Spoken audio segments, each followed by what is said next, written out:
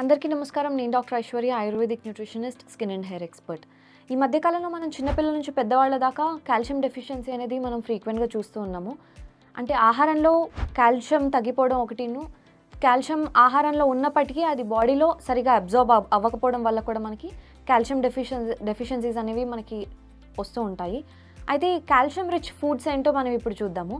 Calcium మెయిన్‌గా పాలు, dairy ప్రొడక్ట్స్‌లో ఎక్కువ ఉంటుంది. అంటే పాల పదార్థాల్లో, పాల నుంచి తయారు చేసిన పదార్థాల్లో ఎక్కువగా ఉంటుంది. ఎగ్స్‌లో ఎక్కువగా ఉంటుంది, నాన్ వెజిటేరియన్ సోర్సెస్‌లో. అండ్ నట్స్ అండ్ సీడ్స్‌లో కొంతవరకు మనకి కాల్షియం మనకి దొరుకుతూ ఉంటుంది. అపార్ట్ ఫ్రమ్ దాట్ పెరుగులో మనకి కాల్షియం అనేది ఉంటుంది. పన్నీర్ లాంటి వాటిలో పన్నీర్ కానీ, టోఫు కానీ వీటిలో మనకి కాల్షియం అనేది ఎక్కువగా ఉంటుంది. అపార్ట్ ఫ్రమ్ దాట్ సీడ్స్‌లోకి వస్తే నువ్వుల్లో మనకి కాల్షియం ఎక్కువగా ఉంటుందనేది చెప్పొచ్చు. అండ్ వెజిటేబుల్స్‌లో అయితే మనకి క్యాబేజ్ కానీ, కాలీఫ్లవర్ కానీ ఇట్లాంటి వాటిలో మనకి కాల్షియం అనేది విరివిగా దొరుకుతూ ఉంటుంది. మరి ఈ కాల్షియం డెఫిషియన్సీ సిమ్టమ్స్ ఏంటి అంటే చేతులు, కాళ్ళు తిమ్మిర్లు ఎక్కడము, నీరసం అనిపించడము, కళ్ళు తిరగడము, బ్లాక్అవుట్స్, హాలుసినేషన్స్, లేకపోతే డిప్రెషను, చాలా డల్‌గా ఉండడం, డల్ మూడ్‌గా ఉండడము, అండ్ కాన్సంట్రేట్ చేయలేకపోవడము, అండ్ నిద్ర సరిగా పట్టకపోవడము, హార్ట్ ఇష్యూస్ రావడము, హార్ట్ రిథమ్ అంటే కార్డియాక్ ఎరిథమియాస్ అంటూ ఉంటాము. అంటే హార్ట్ రిథమ్‌లో మనకి వేరియేషన్స్ రావడము, ఇట్లాంటివన్నీ కూడా మనకి కాల్షియం డెఫిషియన్సీ వల్ల వస్తూ ఉంటాయి. ఏం చేయొచ్చు మరి కాల్షియం డెఫిషియన్సీని? చాలామంది చాలా సప్లిమెంట్స్ తీసుకుంటూ ఉంటారు.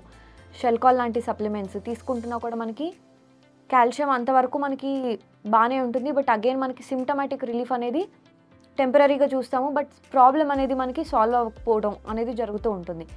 అండ్ మోర్ ఓవర్ చాలామందికి ప్రొలాంగ్డ్ కాల్షియం సప్లిమెంట్స్ తీసుకునే వాళ్ళకి కిడ్నీ స్టోన్ అనేది మనకి కాంప్లికేషన్గా మనం చూస్తూ ఉంటాము. మరి ఏం చేయొచ్చు? ఎలా అవాయిడ్ చేయొచ్చు ఈ కిడ్నీ స్టోన్స్ కానీ, లేకపోతే ఎక్సెసివ్ కాల్షియం డిపాజిషన్ని ఎట్లా కంట్రోల్ చేయొచ్చు? అసలు సప్లిమెంట్స్ లేకుండానే మనం కాల్షియంని ఎలా బాడీకి అందించాలనేది నేను ఇవాళ మీతో డిస్కస్ చేద్దాం అనుకుంటున్నాను.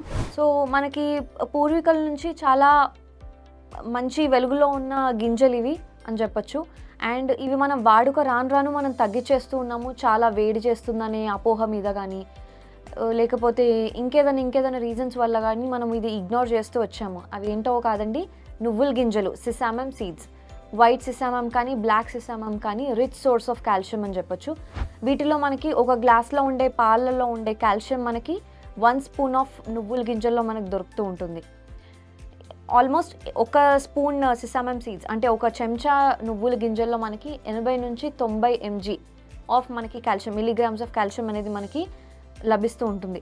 సో మనము ఇన్స్పైట్ ఆఫ్ ఎవరికైతే లాక్టోజ్ ఇంటాలరెన్స్ ఉంటుందో, పాల పదార్థాలు ఎవరికైతే పడుతూ ఉండవో, చాలామందికి పాలు తీసుకున్నా, లేకపోతే డైరీ ప్రోడక్ట్స్ ఏమైనా తీసుకున్నా, పన్నీర్ లాంటివి, పెరుగు లాంటివి తీసుకుంటే బ్లోటింగ్ ఇష్యూస్ రావడము, కాన్స్టిపేషన్ రావడము, లేదా లూజ్ మోషన్స్ అవ్వడం, ఇలాంటివన్నీ అవుతుంటాయి.